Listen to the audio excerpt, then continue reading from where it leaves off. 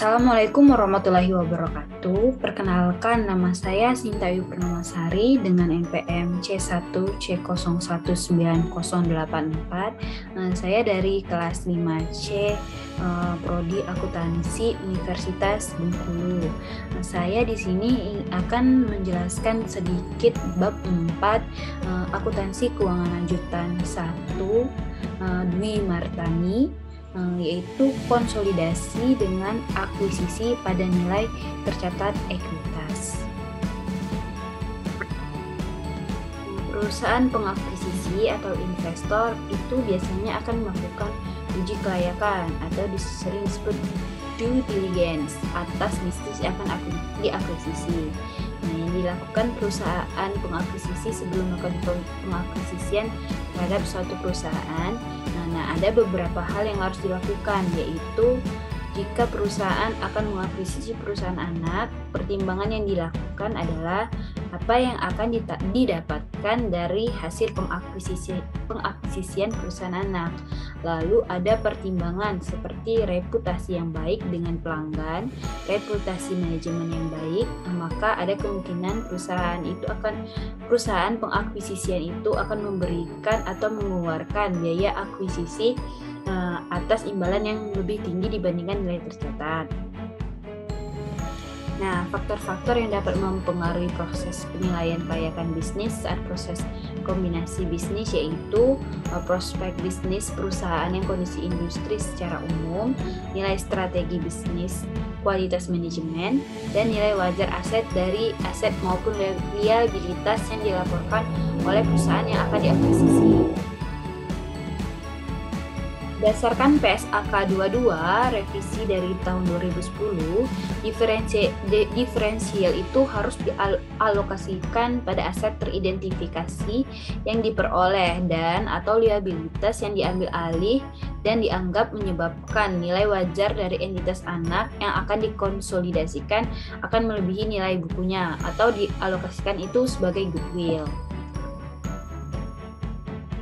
Nah, jadi diferensial itu bisa disebabkan karena dua hal. Yang pertama yaitu karena perbedaan nilai wajar dari aset yang diperoleh dan liabilitas yang diambil alih. Yang kedua yaitu karena goodwill itu bisa akan menjadi kombinasi keduanya dan harus dilakukan analisis untuk melakukan diferensial. Nah, diferensial itu bersifat sementara atau temporer yang akan muncul ketika dibuat jurnal eliminasi dan akan dinolkan.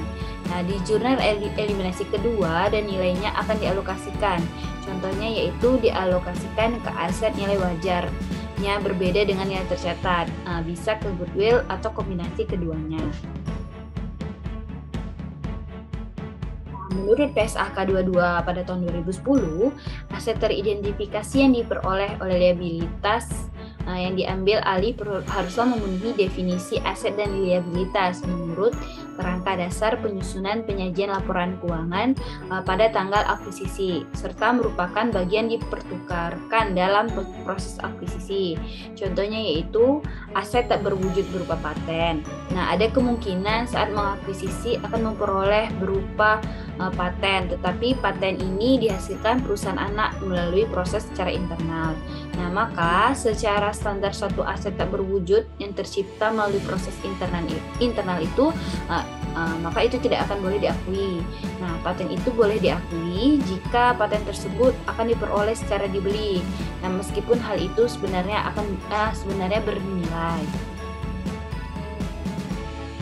Selain itu, PSAK 22 tahun 2010 juga menyatakan bahwa dimungkinkan untuk memunculkan suatu aset atau liabilitas baru yang sebelumnya tidak diakui oleh pihak yang diakuisisi.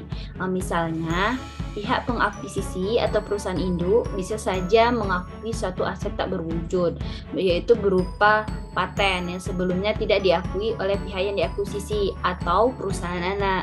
Nah, perusahaan anak tersebut tidak dapat mengakui sebab aset tak berwujud yang berupa paten itu dihasilkan melalui proses secara internal. Goodwill itu tidak diamortisasi, tetapi akan dilakukan pengujian penurunan nilai jika terdapat indikasi bahwa telah terjadi penurunan nilai aset. Nah, kapan sih terjadinya penurunan nilai aset itu? Terjadi penurunan nilai aset itu ketika nilai tercatat dari aset tersebut lebih tinggi dibandingkan nilai terpulihkan, atau nilai yang diperoleh kembali ditentukan berdasarkan nilai yang mana lebih tinggi antara nilai wajar dikurangi biaya penjualan atau dibandingkan nilai pakai atau hasil investasi di masa yang akan mendatang. Pembelian dengan diskon. Akuisisi dengan konsiderasi nilai wajar yang dikeluarkan oleh investor itu akan lebih rendah dibandingkan nilai wajar dari seluruh aset bersih yang dimiliki investor. Nah, PSAK 22 revisi tahun 2010 itu mengindikasikan bahwa investor atau si pengakuisisi harus mengakui keuntungan yang dihasilkan dari pembelian diskon melalui laba atau rugi pada tanggal akuisisi. Selanjutnya, pendekatan kinerja. Pembelian dengan diskon. Akuisisi dengan konsiderasi nilai wajar yang dikeluarkan oleh investor itu lebih rendah dibandingkan nilai wajar dari seluruh aset bersih yang dimiliki investor. Nah, PSAK 22 revisi 2010. Nah, mengindikasikan bahwa investor atau pengakuisisi harus mengakui keuntungan yang dihasilkan dari pembelian diskon ini melalui laba atau rugi pada tanggal akuisisi. Ini terdapat ilustrasi akuisisi dengan kepemilikan penuh. Yang pertama yaitu konsolidasi sesaat setelah akuisisi. Maka perusahaan itu hanya akan melaporkan laporan posisi keuangan dan jurnal eliminasi yang terkait adanya menghapus ekuitas anak seperti saldo laba dan saham biasa.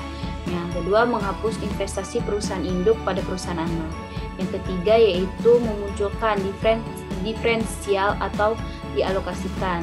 Yang keempat yaitu memunculkan kepentingan dan pengendali di bagian kredit. Nah, selanjutnya yaitu konsolidasi pada periode setelah akuisisi. Tidak terdapat perbedaan mendasar dibandingkan konsolidasi ketika akuisisi dilakukan pada nilai tercatat. Nah, laba bersih dan saldo laba konsolidasian ketika entitas anak dimiliki sepenuhnya oleh entitas induk serta tidak ada penyesuaian komponen-komponen tertentu. Laba rugi konsolidasian adalah sama dengan laba rugi yang dilaporkan oleh entitas induk. Konsolidasi pada periode setelah terjadinya akuisisi. Contohnya itu setelah satu periode atau menambah periode 1 tahun. Ilustrasi akuisisi dengan kepemilikan sebagian. Adanya bagian ekuitas kepentingan non pengendali, yaitu bagian ekuitas pada laporan posisi keuangan itu akan muncul kepentingan non pengendali.